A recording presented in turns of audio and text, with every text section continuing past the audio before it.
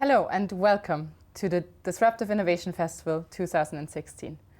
It's an open source online festival that is curated by the Ellen MacArthur Foundation, and we are in conversation with educators, innovators, entrepreneurs, designers, makers and doers from around the world. This is the last week of the DIF. With just 5 days remaining, we've got over 100 sessions jam-packed for you to watch. We're still exploring this question. The economy is changing. And what do I need to know, experience and do? My name is Zara. And I'm Jules. And we're part of the education team here at the Ellen MacArthur Foundation. And last week, we've been exploring the question, what does the future of education look like? What does the future of schools look like? And we are exploring that further today. And we're joined by Donald Clark, who is an education technology entrepreneur and has a wealth of experience on how to apply technology to make education more effective as we progress further and further into the digital future. And you can find out much more about the work that Donald does on the session page, but also on his Plan B Learning website.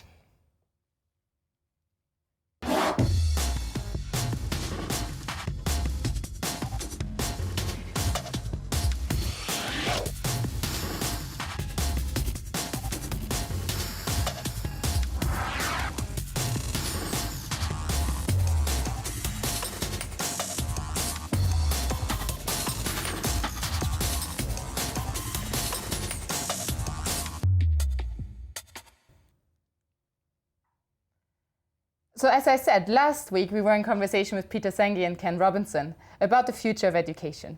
And we asked Ken what the role of schools will be in the future. It used to be the answer. What is the answer now? And here's what he said. I think schools are still the answer. The issue, though, is that we have to rethink what a school is. And we've come to think of schools as particular sorts of institutions, housed in buildings with routines and algorithms and established habits and ways of doing things. And most of those features, or very many of them, I think, are obsolete.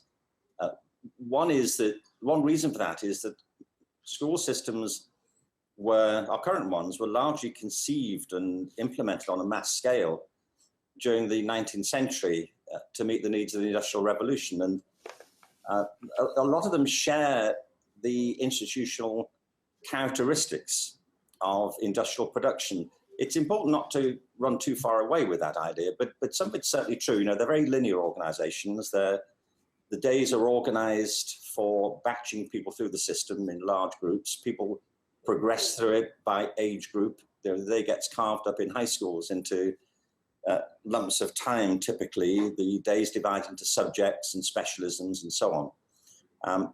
Most of those features are really rooted in ideas of efficiency, but they don't really correspond to how people like to learn for the most part. It's why I think kids who are born with a fantastic appetite and interest in learning from the minute they open their eyes start to lose interest in it as they progress through the education system.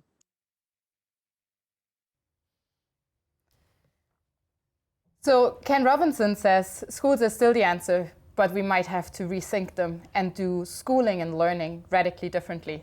Donald, do you agree? What's your take on this? Well, of course he's right in one sense, in that the future is going to be different and therefore schools will have to be different. But we can't mistake TED Talks for good research and theory here. The basic problem is that Ken's proposition there is, well, let's scrap all that stuff, but then what do you replace it with? And unfortunately, that's where the Robinson solution is just very short on answers and quite shallow, I think, because you can't just endlessly repeat the word creativity and let kids be creative and think that's going to solve the world's problems. Having been a maths teacher and tried and dealing with the everyday problems in schools, creativity is an old Rousseauan romantic idea, and the danger here is that we jump into some romantic notion that we just loosen up the school curriculum, let kids do what they want, and let teachers do what they want, and all will be well. This is far from the truth.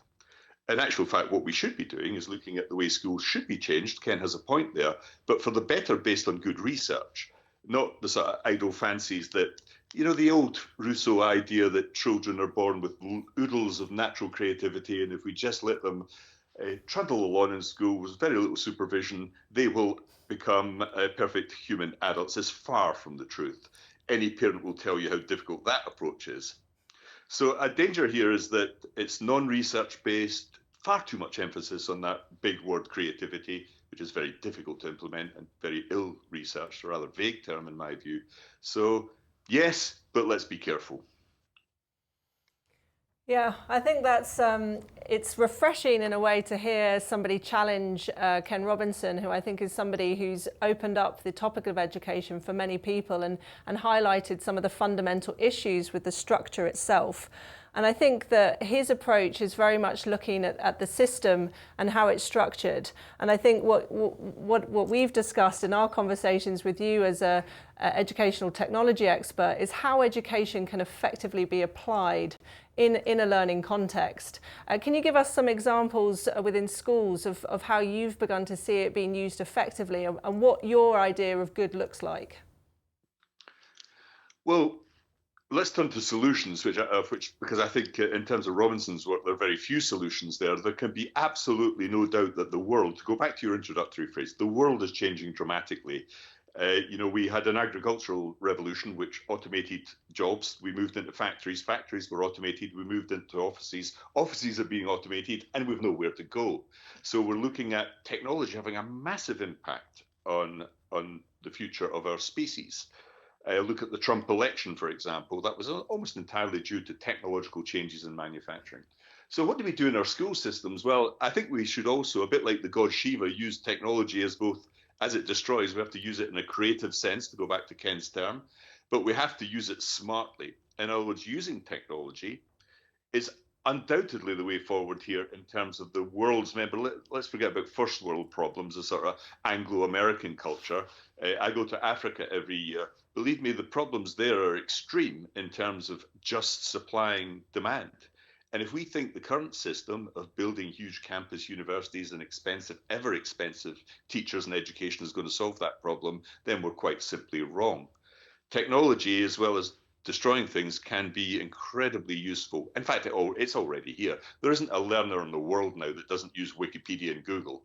You know, they just don't exist. Despite the fact that every time you mention Wikipedia, teachers sort of come out in a rash, which is bizarre. The very profession that should be promoting the democratization and disintermediation, decentralization of learning and knowledge seem to be dead against it whenever it happens.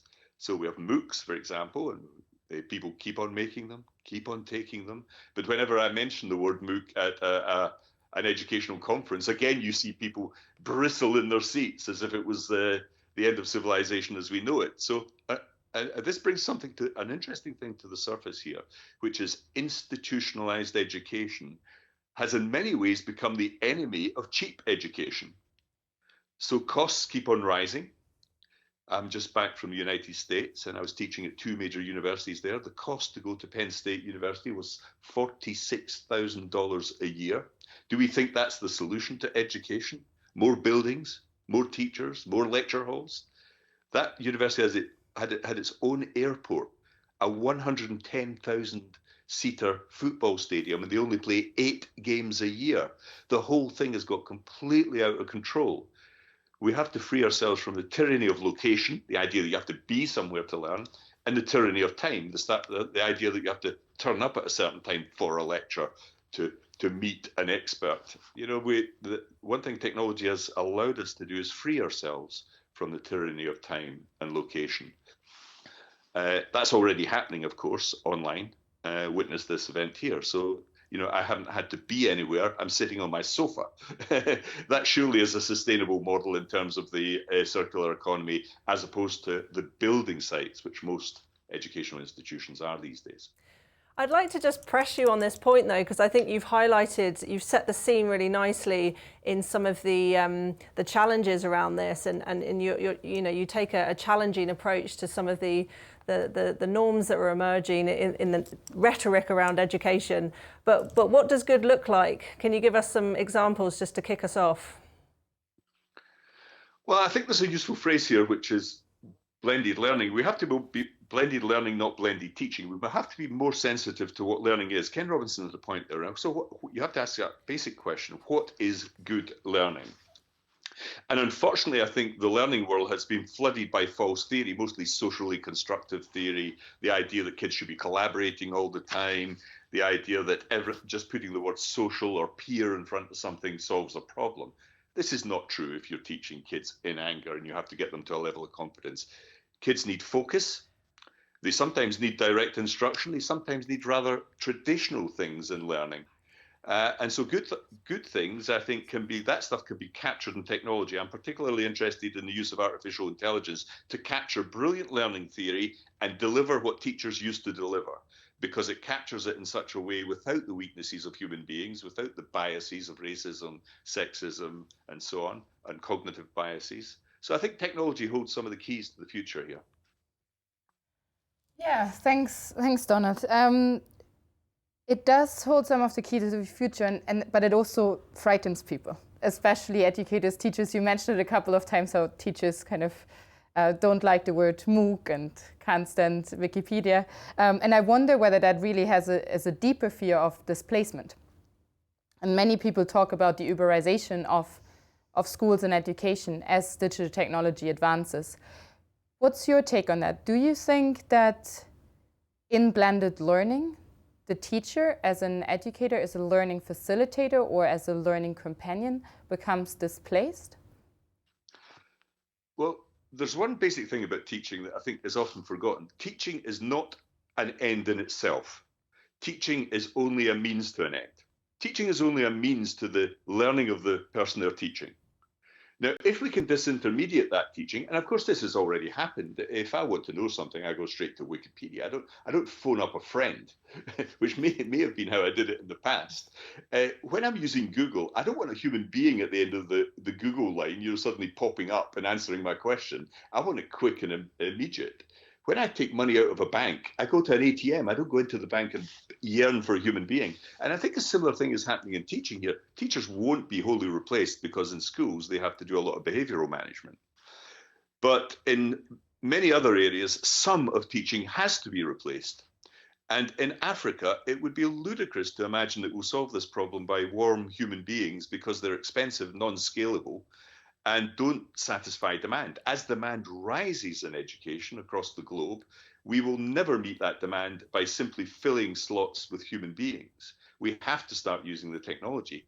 Now, the Uberization thing is perhaps, driving a cab is a little bit different from teaching, of course, but there is a point there, which is that if we can automate and bring in massive efficiencies. Ken Robinson was completely wrong there. It's absolutely right that we should be bringing in efficiencies into education because efficiencies lower cost and allow more people access to education, especially in developing countries. So it's a balancing act. It won't replace teachers wholly, but we have to use technology to assist teachers and sometimes replace them.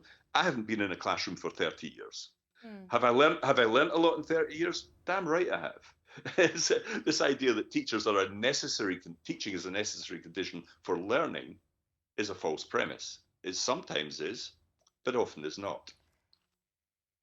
I want to press you on that point a little bit more. I found it very interesting how you said it's not using human resources in teaching or in education doesn't seem very scalable. And I think I have two responses that I'd like to hear your comments on. On one hand, we are facing massive kind of unemployment and more through automation actually and the advance of digital technology, more and more adults are being freed up who could be teachers, who could be learning companions, not in the original sense of being the source of authority at the front of a classroom, but just as a partner of dialogue. And that links to my second point. I would argue that actually being in conversation around what you're learning is incredibly important. So yes, when I want to learn something, I do just want to read something up on Google, but in explaining it to a second person, my learning increases and it deepens. So I would argue that in terms of blended learning, it's incredibly important to have both, to have that access and democratization that digital technology allows, but also to have access to human interaction that helps us develop our critical thinking. A couple of responses there. First, I think it's a bit utopian to think about teaching as being fundamentally Socratic and led by dialogue. The vast majority of teaching that takes place in our colleges, universities, and schools, and we know this empirically, is talking at people, using blackboards, whiteboards, PowerPoint. That's actually the dominant pedagogy. In fact, in our universities, it is almost the only pedagogy. The primary pedagogy is talking at someone for a full hour, sometimes longer. And we only have an hour in lectures because the Babylonians had a base 60 number system. So the idea that if we suddenly have all this spare time and all these teachers are suddenly going to turn into Socratic geniuses, I think that's going to be far from the truth.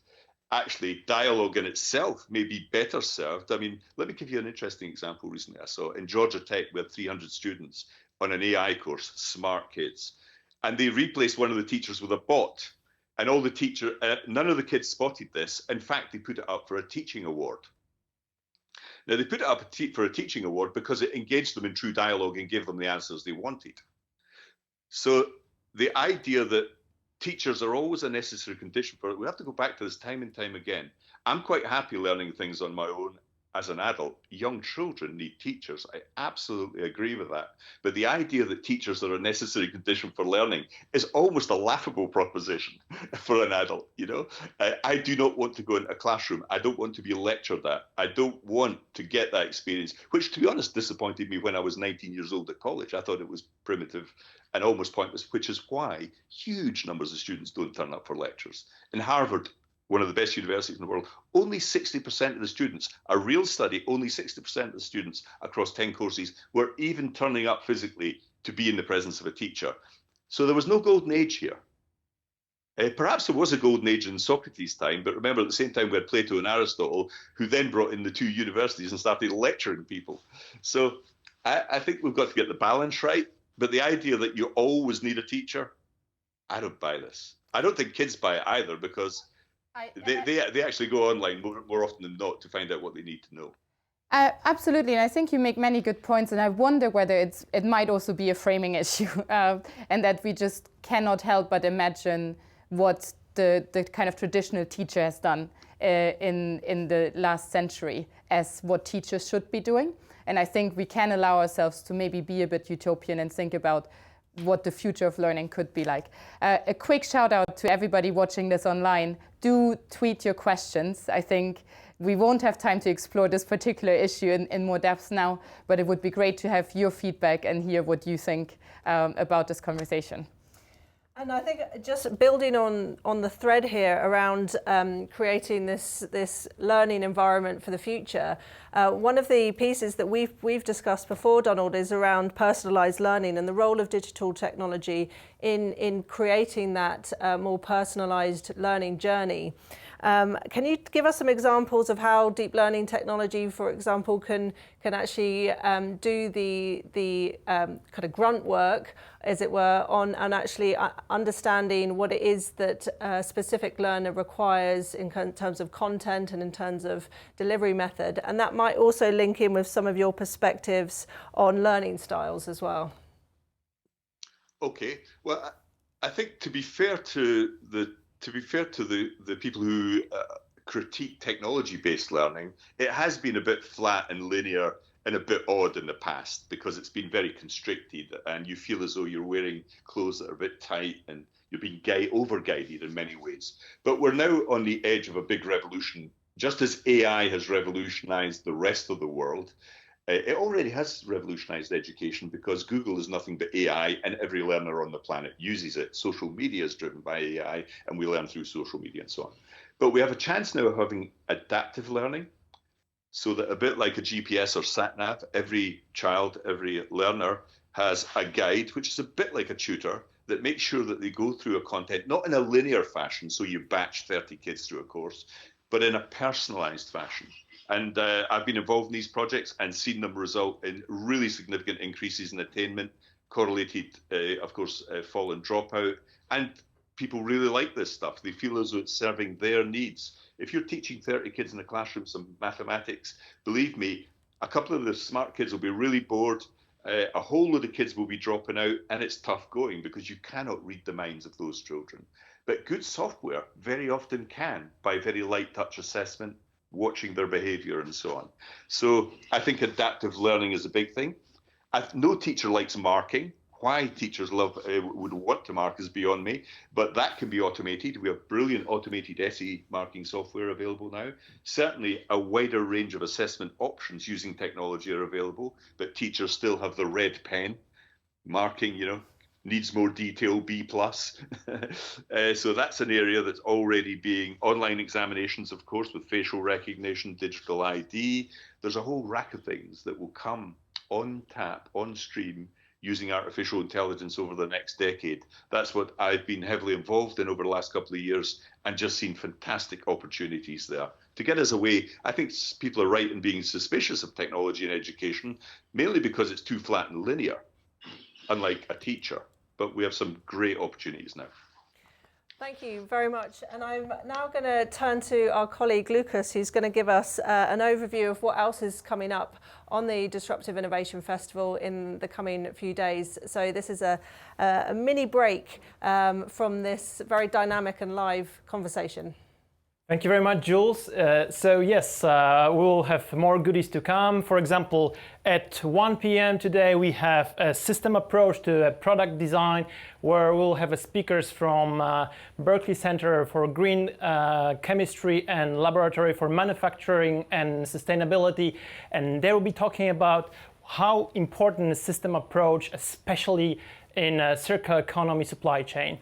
At 3 p.m., if you would like to know more about having fun with circular economy, I encourage you to check out this session. It will be gaming circular economy, because circular economy, it's quite difficult, can be difficult, but learning about it should be also fun. So I really encourage you to check out this session. Sarah already mentioned the session with Sir Ken Robinson and Peter Senge, and you can check it up on Catch Up. Probably you're wondering why I'm introducing it with this graphic. This graphic was created by Scriberia, and they created it based on this session, what they learned from this session.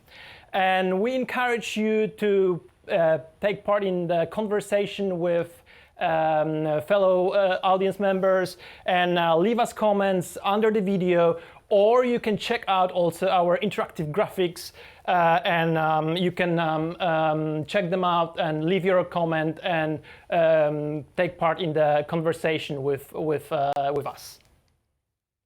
Thank you very much, and coming back to Jules and Sarah and Donald, to your great discussion. Thanks. Thank you very, very much, Lucas. That was a nice whistle-stop tour of what's coming up. We just wanted to give you a little visual of what that interactive graphic looks like. So this is, we have 5 suites of interactive graphics, which you can find on the session page if you click, as you can see there, click through to the graphic. And this is where you can actually read up what other people are saying, what they're doing. You can comment, challenge them, build on what they've said. It's a place for this online diff community to be having that real interaction, that real dialogue, and that real debate. So really supporting people to get onto the interactive graphics and explore them fully, be part of the conversation. Brilliant, thank you, Jules. And that actually leads me to wonder about peer-to-peer and the importance of peer-to-peer learning and peers in your own learning journey. I recently read an article about a university that's called University 42 that doesn't actually have any lectures anymore, and it's mainly students learning using the digital technology that we're discussing and advancing each other's learning.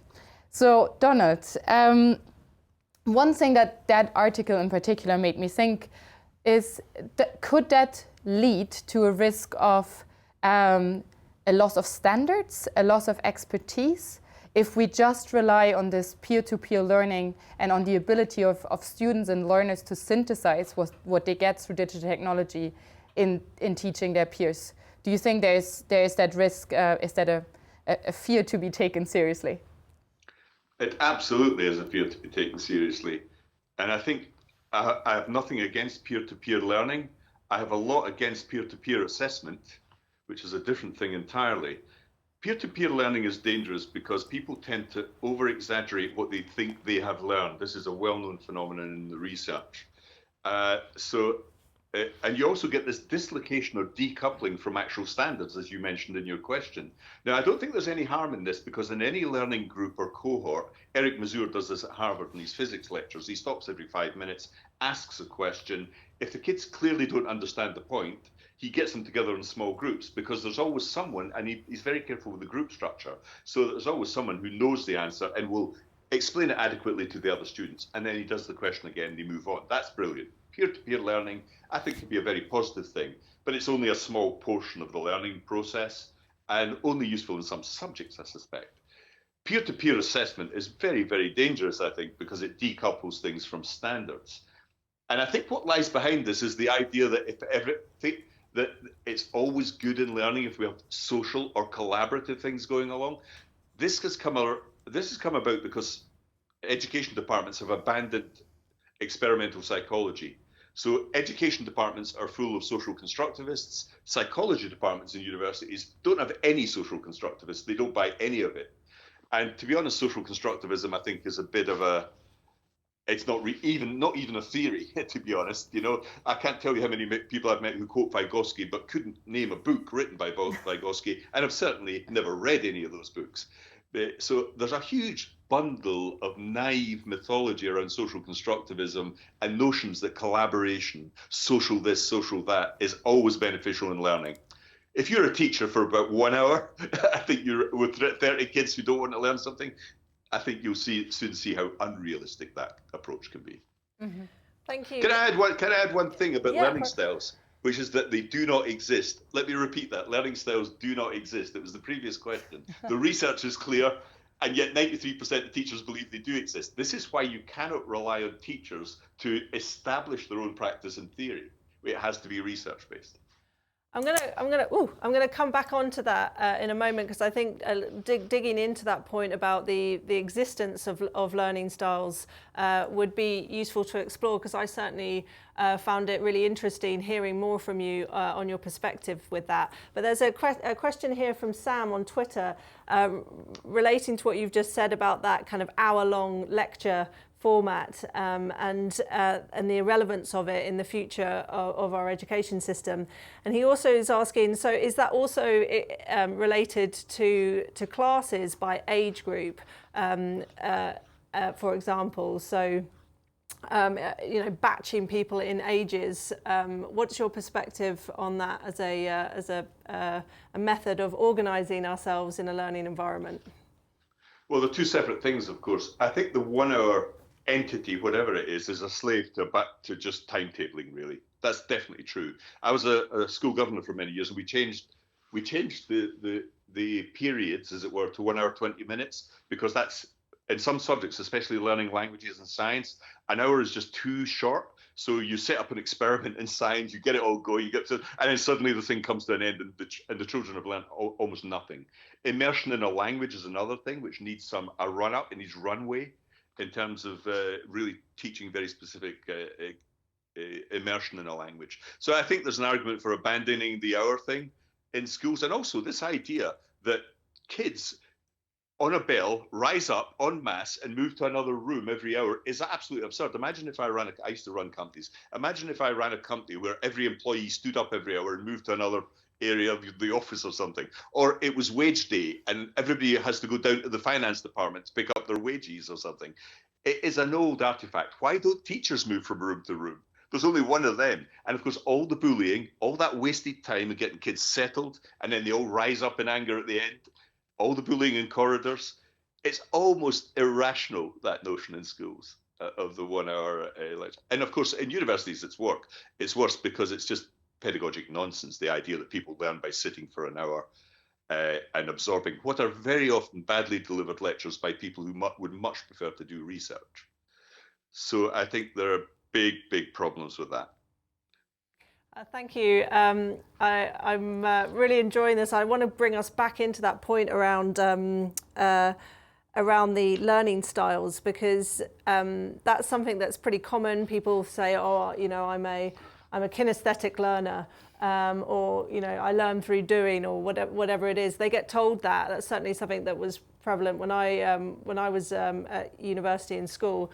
What's the research telling us in terms of that not actually being true? Well, the research is crystal clear. So the one you referred to there was VAC, the VAK system by Peter Fleming out in New Zealand. He wasn't a researcher, by the way. He just made this theory up. There is no research behind the learning styles. And of course, the idea, let's say, as one of my twin boys was called an auditory learning. The idea that a child will learn by listening to podcasts only is just clearly surreal. The main problem is if you go into a professional psychology department in any university in the world, they will tell you why this is just nonsense. The problem is that the teaching profession is taught in education departments that buy into social constructivism and all sorts of faddish theory. So we've had several decades, major reports in both the US and the UK and other countries showing that learning styles are not only do they not exist, of course intuitively you feel they exist, but of course intuitively I feel that the sun goes round the earth, but it doesn't. Intuitively, it seems right, but people mistake personality styles for learning styles. That's actually at the root of the problem. The big problem, however, is in teacher training courses that still pump out this nonsense. And secondly, the idea that teaching should not be informed by research. This means that teaching hasn't changed much and that all sorts of faddish things are still there. So every fad that comes along, whether it's mindfulness or anything that hits the streets in a popular paperback, suddenly gets embodied in a little training course on the training day for teachers, and then they implement it in the classroom. This is a form of collective madness, really. So the main research, we have to be quite clear here that they do not exist. Even worse, if you label a child as kinesthetic, auditory, or visual, it's the very opposite of what you should be doing as a teacher. Let's say a child is kinesthetic and doesn't like reading much and can't settle. That's every reason in the world to suppose that you should be making more of an effort to teach that child to read, not pandering to some abstract schema that wasn't researched in the first place. And of course, people often apply the learning styles theory, so they give you a little learning styles questionnaire, and then they just teach you that as they taught anyway, taking no note of your imaginary learning style in any case. I think that's better, actually. At least it's ignored then. But it's a great danger, the stereotyping, the labeling, the pigeonholing of young children through vacuous, I say VAK, vacuous theories. Okay, I mean, building on that point a little bit, I wonder whether it's now time to explore nuances of quality in this conversation, because I do think there might, we have generalized a whole lot. And very often teachers get told that teachers are bad and lecture styles are bad, and nobody kind of shows up for those lectures. But we do know that it's actually like anything else. There's some good ones, there's some bad ones, there's some brilliant ones. So I wonder to what extent it's really about the quality, and that the quality matters, and that is something we will not get around. So you just said, you don't believe that anybody would be learning by a podcast. I hope I'm not misquoting you there. And I think I learn a hell of a lot from a good podcast. And there are other podcasts that are maybe a bit boring where I don't learn so much. So what's your take on that? How can we, and I guess that the problem here and why it's so easy to ignore the quality and the importance of the individual and the contextual is that it's really difficult to scale it. What's your take on that? And can digital technology help us do that? Yeah, well, of course, I didn't say that nobody would learn from podcasts. I would say that no child would learn only from podcasts, okay. Which is what the learning style theorists would propose, which is clearly stupid. But I think you're right, and I think this is a really good question to hone in on the issue quality. So if we were looking at lectures, let's say that's one of the things I've targeted there, you cannot just say, well, let's go for higher quality lectures. If the underlying research shows that lectures, a 1 hour lecture is an arbitrary period of time, doesn't fit the attention span of students, and that linear approach to any subject is just wrong in terms of personalization. If the underlying evidence shows that not much knowledge transfer takes place, that people lose attention, then it doesn't. There's a great phrase in English: you can't polish a turd. If you're looking for quality, then you can't keep on polishing the turds and then hoping that quality will arise. You have to look for the techniques that lead to quality. And we know that that by and large means active learning, the abandonment of faddish theory, and a more of a focus on personalized learning, because learners are different and they need different things at different times. And my own view is that the only way we will make progress on this is if teachers start using technology in an assistive and smart way to solve some of these problems. So I don't think quality will not be achieved by having an introverted physics lecturer who would much rather be doing research, trying better to be a better lecturer. I don't think that's the solution to the problem. We've all been in those rooms. Every single one of us have sat there with pains in our chest with boredom because somebody who's being paid to teach can't really teach. So if we're after quality, let's take it seriously. Let's take the word really seriously and have good research-based techniques, and let's filter out the good and bad teachers. Thank you. And I'd like to take this opportunity as somebody who has a great deal of experience and strong perspectives in this area. The Disruptive Innovation Festival is set up as a learning opportunity. It's a 3-week open access, self-directed learning opportunity for a global audience. And I'd be really interested to hear your perspectives. You talked earlier about freeing ourselves from the tyranny of location and time restrictions. And with the DIF, we're providing a kind of cornucopia of learning opportunities, which we try and make as participatory and interactive as possible in a very self-directed way. What's your perspective on it? Because here at the DIF team, we'd be really keen to get your view and maybe some of the challenges for us as we progress this program going forward. Well, I think, I'm an investor and entrepreneur by background, interested in educational technology and education in general and learning theory. And I have a sort of mantra when I invest, which is innovation is only innovation if it's sustainable. And I think a lot of the talk I hear from Peter Robinson, Sugata Mitra, the hole in a wall nonsense and so on, is romantic Rousseauan. It's looking to the past, not the future. Many of that stuff's deeply rooted in the past, pretends to be the future because there's lots of anecdotes and jokes in the TED Talks. I think to take innovation seriously, innovation that's sustainable, then I think you're doing exactly the right thing here. We have to, and as I said earlier, let me repeat that, sorry if I'm being repetitive, but we have to snip that line between the idea that you have to fly somewhere, take a train somewhere, take a bus, walk somewhere to learn anything. We also have to snip that idea that it has to be at a very specific time. I think I'm at my best about 11 p.m. at night. I remember when I had younger kids, I learned most of what, I was reading in some detail at 11 p.m. at night. Why can't we start to break the bonds between time and location and learning?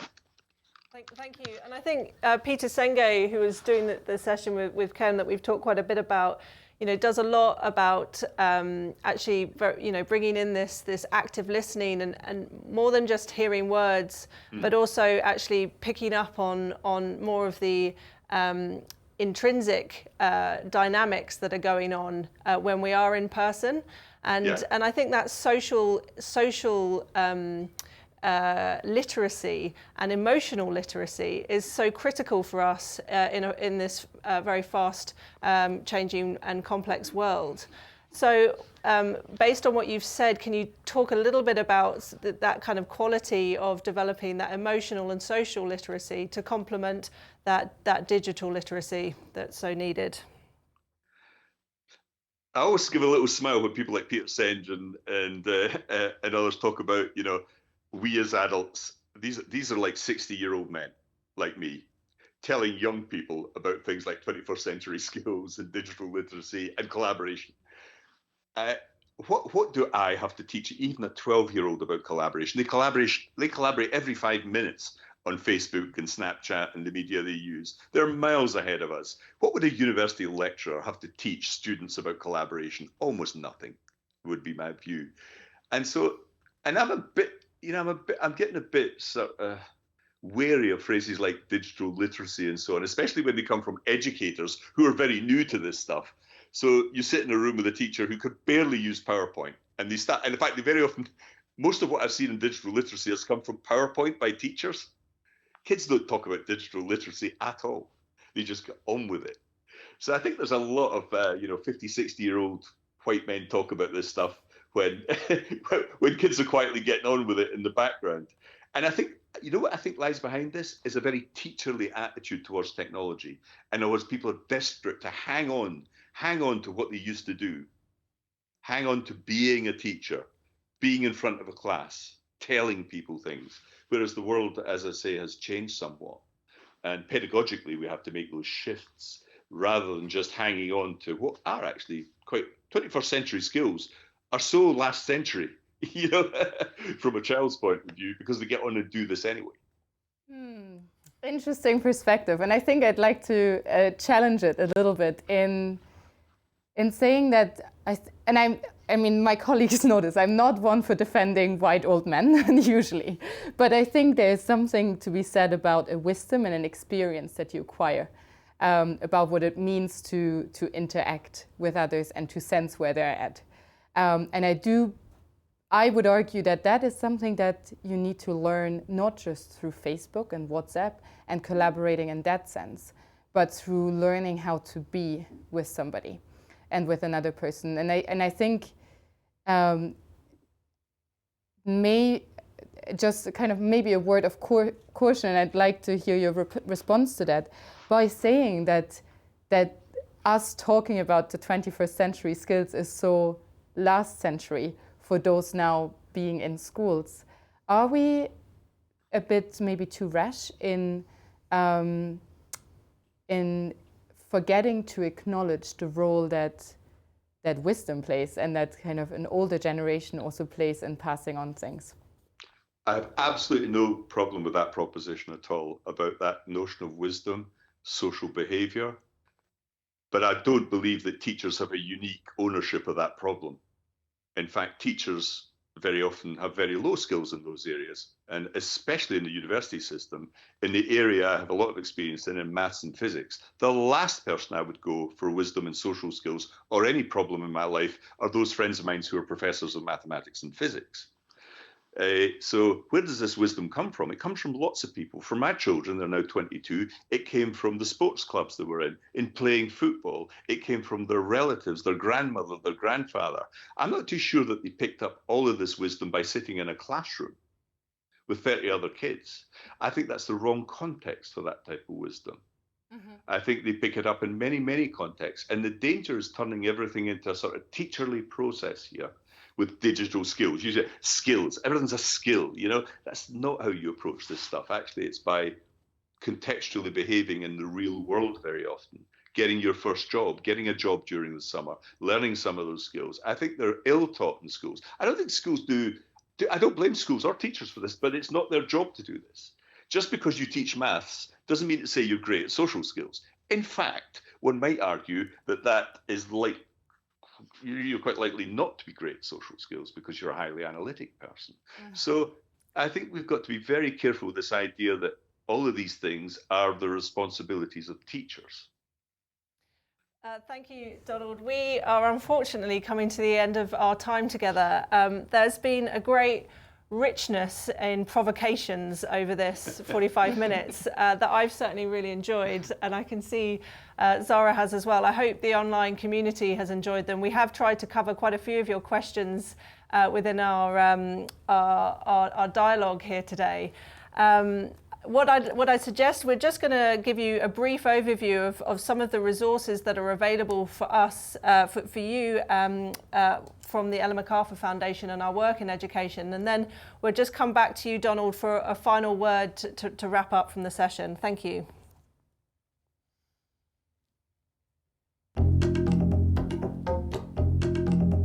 The Ellen MacArthur Foundation was launched in 2010 with a mission to inspire a generation to rethink the future through the vision of a circular economy.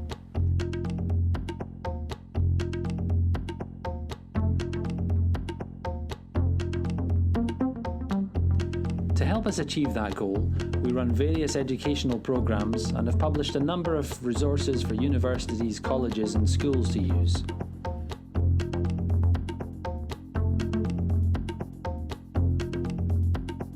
Browse our large range of educational resources on our resource map, where you can view graphics, videos. You can download resources. You can read through articles. And you can browse case studies.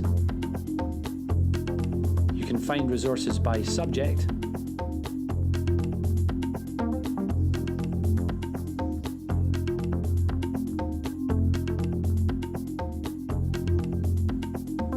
Zoom out to get the full picture.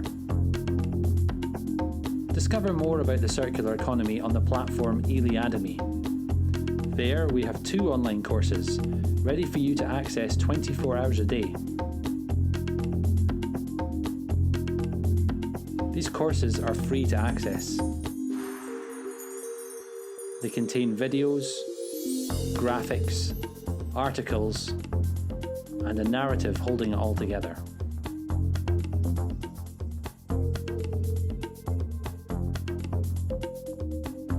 We also have a large range of educational resources on iTunes University.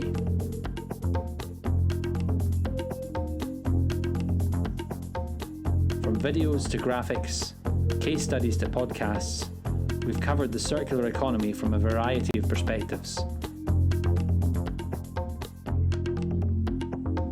You can click to watch our videos within iTunes University itself.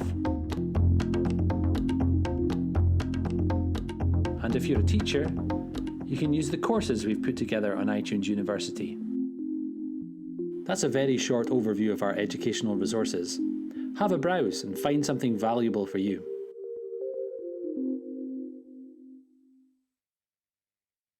Okay, so Donald, just a final word, if you might, just to close out this session here today. Oh. Into the. Oh, sorry, we lost the audio there. Could you start that one again? Apologies. Okay, can you hear me again? Great. Okay, I suppose, let me apologise, because these dialogues tend to, they appear as though it turns out as if I'm teacher bashing. Far from it. Teachers do a fantastic job. It's a really difficult job. I've been one myself. I know what role they play, and it's terribly important. However, we have to get away from this notion that teachers avoid technology. This is the worst possible scenario going off in the future, because we don't talk enough about learning and learners. You notice that most of the dialogue we've had is about teaching.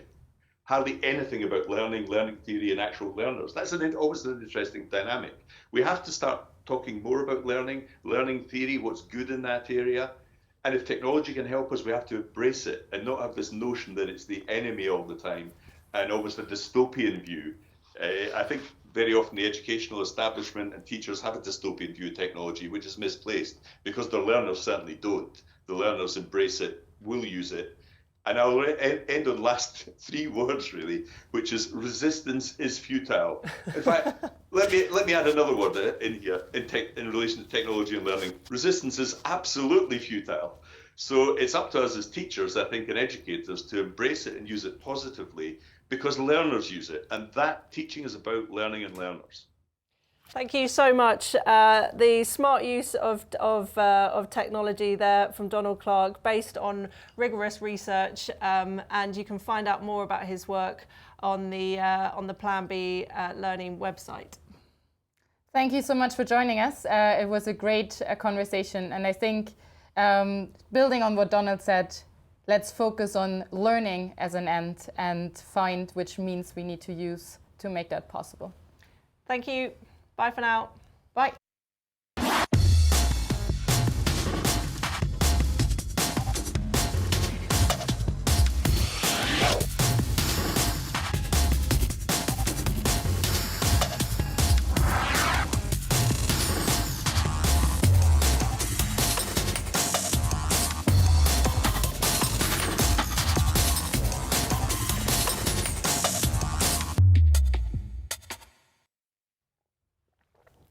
Great. Live again.